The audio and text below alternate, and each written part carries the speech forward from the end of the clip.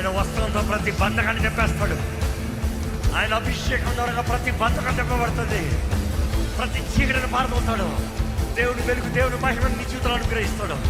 ఆహ్వానించు దేవా, నన్ను నింపయ్యా, పరిశుద్ధాత్ముడా నన్ను నింపయ్యా.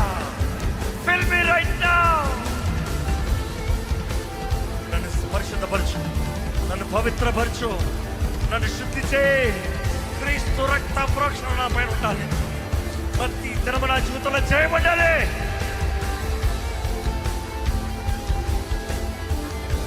తండ్రి చిత్తం జరిగించినట్లుగా నేను బ్రతకాలయ్యా.